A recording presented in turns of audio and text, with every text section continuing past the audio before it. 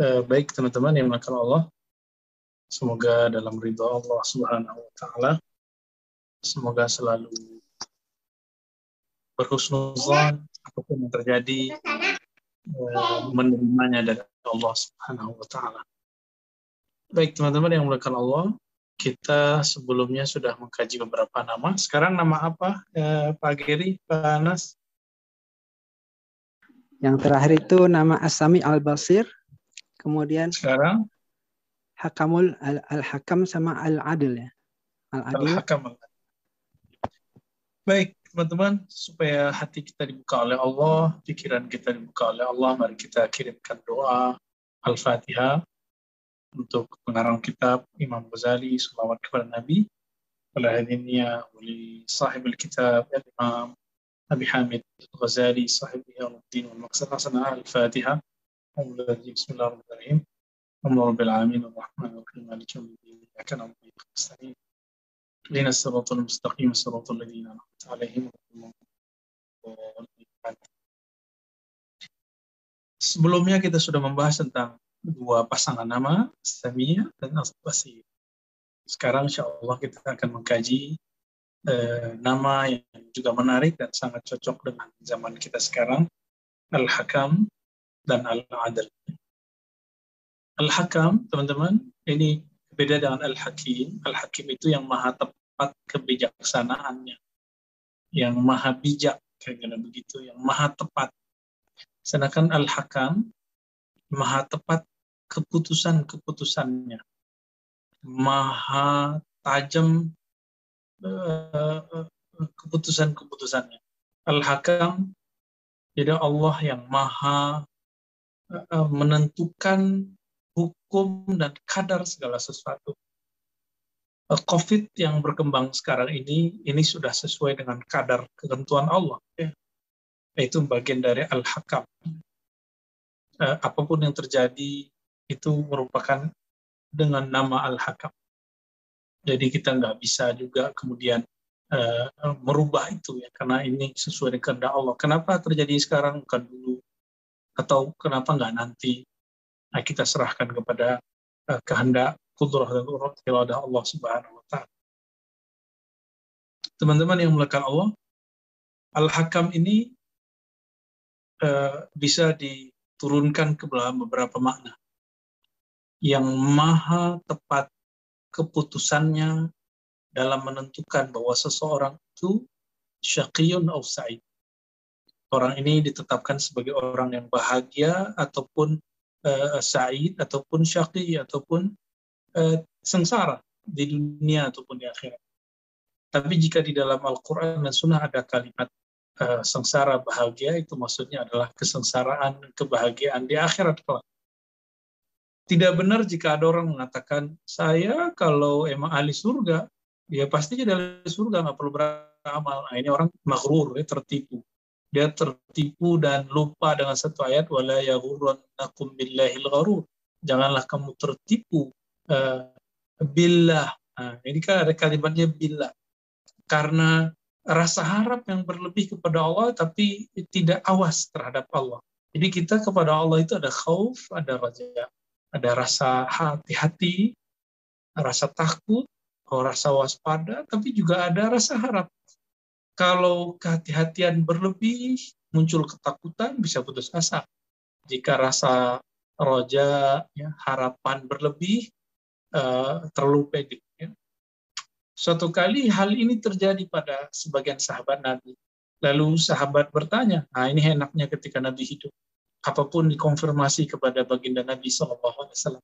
Lalu mereka berkata, wahai Rasulullah, jika memang kami sudah ditentukan, kami ini ahli surga, ahli neraka, kami ini disiksa ataupun mendapatkan kebahagiaan pahala, lalu untuk apa kami ini beramal? Fafimal amal ya Rasulullah. Jadi mereka berbicara kepada Nabi ala kadarnya. Nah ini enaknya, Nabi itu nggak marah kalau digituin. Kita kadang-kadang masih marah, kalau masih tersinggung kalau ada orang nanya. Ini beda kita dengan Nabi SAW. Nabi mengatakan apa? Nabi memberikan kalam yang jami', ya, jawami'ul kalim. Apa kata beliau? Ya'malu fakullun muyassarun lima khuliqa lahu. Kalian jangan berpikir begitu. Jadi Nabi itu ternyata tidak pernah mengajarkan sahabat itu fatalis, jabariyah. Serba mengandalkan takdir. Bukan begitu. Kita ini percaya takdir, bukan mengandalkan takdir. Itu beda. Lalu, apa kata Nabi? Ya'malu. Berusahalah, beramallah secara zahir. Fakullun muyassarun lima khuliqalah. Karena setiap orang akan dimudahkan untuk apa dia diciptakan. Nah, disinilah Imam Ghazali di kitab Maqsad al-Asna menjelaskan satu bab yang sangat penting sekali, yaitu as-sabab atau asbab. Ternyata asbab itu penting. Asbab itu juga Allah yang bikin. Ya, Allah juga yang buat, Allah yang ciptakan. Nah, kalimat tadi, i'malu, ini kan perintah Nabi, perintah Allah. Kalau di Quran, i'malu, beramallah kamu, berusahalah kamu, kan begitu ya. Kalimat ini menunjukkan apa? Menunjukkan bahwa Allah itu menghargai asbab. Allah itu menghargai usaha. Ada ungkapan dalam hadis Nabi, di hadis Sahih, hadis Bukhari, innamal a'mal bil khawatim. Amal itu kalau sudah dikalkulasikan, maka akan terlihat di akhirnya bil khawatim. Maka dilihatlah ujung amal itu apa. Orang ini udah berusaha. Jika usaha yang dia tabung itu lebih banyak kebaikannya, maka yang akan muncul adalah kebaikan. Itu yang dimaksud fakullun muyassarun lima khuliqalahu. Ya. Setiap orang jika dia ahli surga, dia akan dimudahkan untuk asbab surgawi. Apa asbab surgawi? Dia suka mendekatkan diri kepada Allah. Teman-teman, kalau sebaliknya gimana? Jika dimudahkan, dia ditetapkan sebagai neraka. Dimudahkan jadi neraka. Apa yang terjadi pada dirinya?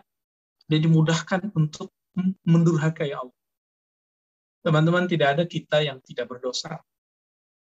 Orang berdosa belum tentu dijamin masuk neraka. Sebagaimana orang yang taat secara zahir belum tentu dijamin masuk surga. Orang pendosa yang tidak pasti masuk neraka, bisa jadi masuk surga adalah pendosa-pendosa yang tobat. Orang-orang yang taat yang tidak dijamin masuk surga adalah orang-orang taat yang merasa dirinya taat. Nah, maka teman-teman yang dimuliakan Allah, jangan tertipu oleh mazahirul amal, oleh zahirnya amal kita, penampilan fisik kita, tapi cobalah mulai menyibukkan sesuatu. Saya punya ilustrasi begini, teman-teman. Kenapa laki-laki atau perempuan di masa remajanya, mungkin perempuan sampai masa tuanya masih begitu. Laki-laki sebagian barangkali masih sibuk ngurusin wajah, di pembersih, diberikan sesuatu, ingin terlihat perfect lah di depan orang. Ini normal? Ya, ini sangat manusiawi. Kenapa?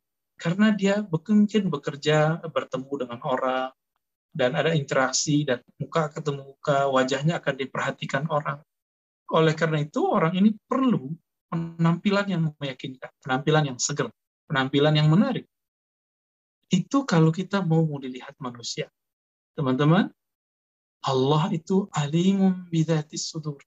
Surat Luqman dan juga surat Taghabun, Allah itu maha tahu, maha memperhatikan apa yang di dalam qalb. Maka, jika kita suka merawat wajah ini, kalau kita ini termasuk orang yang ahlul jannah, atau orang yang ada arah ke sana, kita juga akan perhatikan urusan qalb. Kita juga akan perhatikan urusan qalbu ini selalu dipandang Allah. Jadi Allah Tabaraka wa Ta'ala selalu mandang ke dalam qalbu. Di qalbu ini lagi ngapain? Maka doa juga gak diterima kalau qalbunya gak koneksi dengan Allah.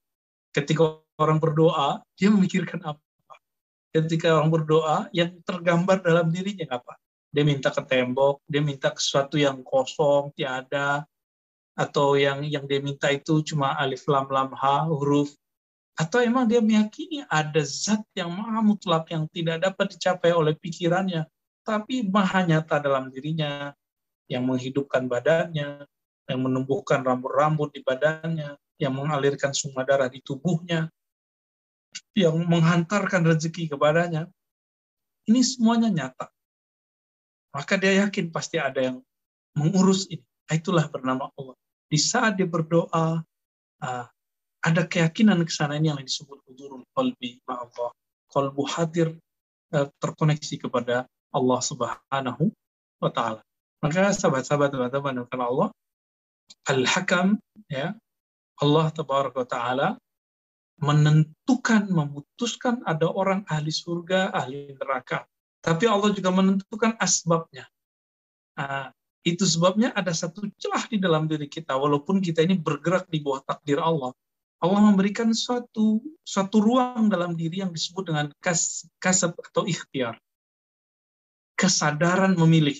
Saya boleh terjemahkan kira-kira begitu. Maka teman-teman, dengan anugerah akal dan kolbu yang bening, mari kita dengan sadar memilih taat. Jika terjebak maksiat, dengan sadar kita merasa hina, kita datang kepada Allah Subhanahu wa Ta'ala, minta ampun kepadanya. Ya, ada orang yang hari ini taat, besok dijamin enggak maksiat, enggak ada. Ya, jadi jangan pernah merasa kita ini paling taat sedunia, paling taat sekomplek, paling taat serumah. Jangan, teman-teman. Allah sudah tahu kita ujungnya apa. Nah, maka tabunglah cahaya-cahaya Al-Hakam, nur Al-Hakam dalam kolbu dengan cara apa? Mengambil asbab-asbab yang zahir dan batin. Jadi jangan hanya kita ini sibuk ngurusin zahir kita, memutihkan wajah yang zahir, tapi kurang dalam memutihkan wajah yang batin. Di saat kita bertawajuh, doa iftitah, wajhiya lilladzi fataras samawati. Aku hadapkan wajah jiwaku, wajah kalbuku kepada Allah pencipta langit dan bumi. Si wajah ini sebelum kita berhadap kepadanya harus dibersihkan dulu. Harus dibersihkan. Ambillah usaha dalam membersihkannya. Nah, orang-orang seperti ini sudah mendapatkan nurul hakam dalam dirinya. Maka teman-teman yang bukan Allah, Allah menentukan nasib seseorang dengan cara juga Allah menentukan asbab ke sana, dan Allah memberikan satu kesadaran. Kesadaran ini juga butuh hidayah dari Allah. Itu sebabnya kita mau zikir aja minta bantu. Ya Allah, a'inni ala dzikri. Ya Allah, bantu aku menyebut namamu. Bantu aku mengingat zat. Bantu aku mengenang kebaikan-kebaikan sifat dan fi'il perbuatan. Jika Allah kemudian menakdirkan kita bisa berzikir, berarti kita dapat bantuan ma'unah dari Allah. Lalu, lantas, teman-teman, jika zikir yang kita baca itu adalah anugerah dari Allah, bantuan dari Allah, pantaskah saya, teman-teman antum semua, meminta jatah pahala dari yang dibaca?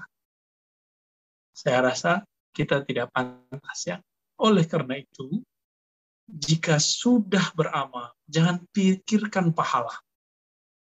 Jika kita sudah beramal, cukup syukuri dan katakan, ya Rabb, terima kasih telah mengizinkan lidahku yang kotor ini untuk kembali menyebut nama. Terima kasih ya Allah yang telah mengizinkan mataku yang sangat jelalatan ini kembali memandang kepada ayat-ayat. Terima kasih ya Allah yang mengizinkan telingaku, pendengaranku, tangan kakiku mendengarkan, melangkah kepada yang baik. Terima kasih ya Allah, Engkau telah menakdirkan menggerakkanku kepada kebaikan. Kalau kita terjebak kepada keburukan, gimana? Kita tidak menyalahkan Allah, lalu kita mengatakan, ya Rob, memang pada dasarnya aku hina, sehingga selalu berbuat kehinaan. Tolong ambil kami ya Allah, pindahkan ke tempat yang mulia. Teman-teman yang memuliakan Allah, ini lebih kurang Al-Hakam. Al-Hakam ini juga ada arti lainnya, yaitu yang maha menentukan hukum alam semesta. Bumi ini, kenapa nggak tabrakan sama bulan? Itu Al-Hakam, teman-teman. Itu nama Allah Al-Hakam yang bekerja. Coba kita bayangkan, ini teman-teman yang suka nyetir, bawa motor, bawa mobil, kita ngantuk sejenak. Itu motor, mobil, apalagi di tol, itu cepat. Atau di jalur-jalur lintas Sumatera, yang ada lintas Kalimantan, di jalur Pantura, sekarang sudah ada tol di Jawa terhubung sampai ke ujung negeri sana, itu kalau kita lupa sejenak, ngantuk sejenak, itu bisa kemana-mana. Bisa nabrak ini, nabrak itu. Kenapa jadi tabrakan? Kebanyakan hasil riset polisi dan orang-orang yang punya urusan mengurusin tol, apa kata mereka? Penyebabnya ngantuk. Hampir semua penyebabnya ngantuk. Makanya Allah Subhanahu wa taala mengulang kalam ini dalam Al-Qur'an. La ta'khudhuhu sinatu wala naum. Ketika Allah memutuskan segala sesuatu, Allah tidak akan kelelahan sehingga ngantuk dan mau tidur. Kita kalau mau rapat buat keputusan lelah. Mau jalaninnya juga lelah.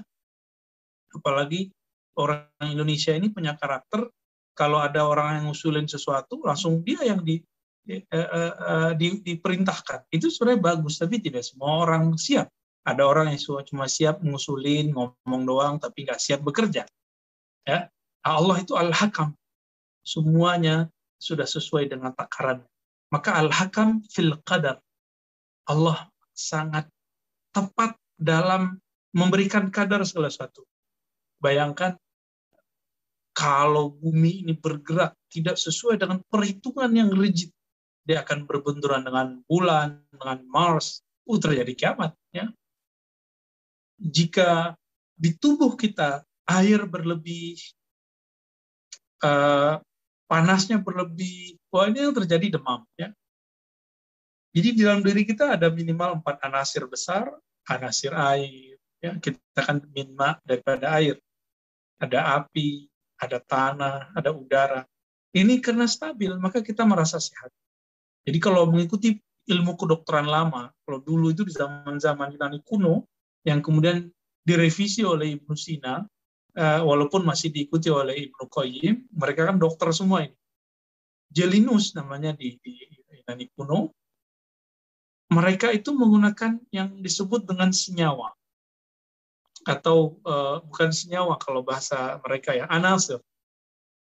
Jika penyakitnya dilihat panas, maka obatnya dingin. Jika penyakitnya terlihat dingin, maka obatnya panas. Nah, ini ilmu anasir. Ya.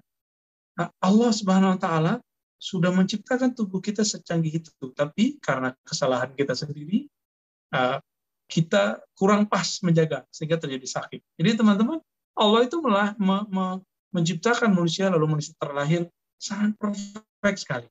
Lalu kenapa yang ada sakit gula, berarti cara makannya yang tidak benar, ya. Pola makan yang tidak bagus, ada hipertensi, jangan salahkan Allah. Ya. Kita yang salah. Baik, itu nama Allah Al-Hakam, yang maha tepat hukumnya, ketentuannya, maha tetap kadarnya, semua sesuai dengan kadarnya.